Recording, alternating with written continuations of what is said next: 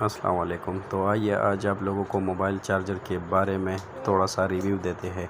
ये इसकी input connection होते हैं 220 वोल्ट के। यहाँ पर 220 वोल्ट की सप्लाई लाइन कनेक्ट की जाती है।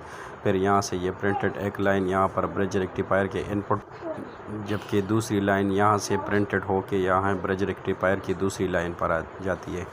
ये ब्रिज रेक्टिफायर के दो इनपुट के कनेक्शन होते हैं। ब्रिज रेक्टिफायर का काम होता है एसी वोल्टेज को डीसी वोल्टेज में तब्दील करना।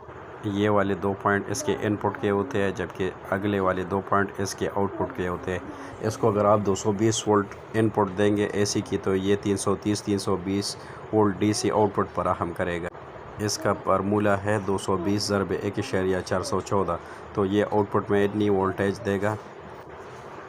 तो ये यहाँ से स्टार्ट लेता है और एसी बिजली को डीसी में तब्दील कर लेता है। फिर यहाँ पर कैपेसिटर लगा होता है जो वोल्टेज को बूस्ट करता है और फिल्ट्रेशन का काम भी करता है, यानी प्योर डीसी बनाता है।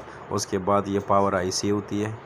पावर आईसी का काम होता है कि डीसी बिजली को एसी में तब्दील करना, क्योंकि डीसी वोल्टेज को हम डायरेक्ट स्टेप डाउन नहीं कर सकते, तो इसलिए इसकी ये पावर आईसी लगी होती है। ये इंस्टेंट स्विचिंग करती है और इसी वजह से करंट में फ्रीक्वेंसी आ जाती है, जिसकी वजह से वो एसी करंट में तब्दील हो जाती है।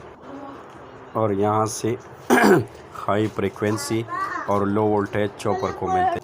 800 से लेके 1.3-1.4 किलो फ्रीक्वेंसी तक यहाँ पर फ्रीक्वेंसी बनती है स्विचिंग की वजह से। ये डायोड लगे होते हैं और ये जिसके साथ आर लिखा होता है ये रेजिस्टेंस होते हैं।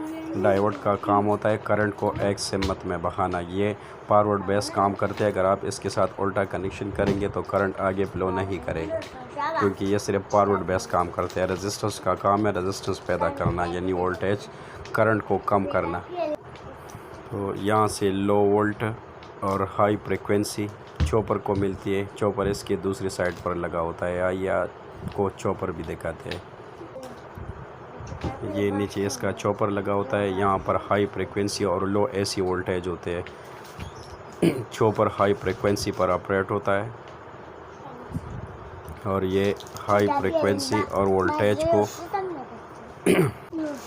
फिक्स आउटपुट एसी वोल्टेज, यानी इसके दूसरी साइड पर फिक्स स्टेप डाउन वोल्टेज मिलते हैं। और यहाँ पर उसी एसी वोल्टेज को डीसी में तब्दील करने के लिए ये डायोड लगा हुआ होता है।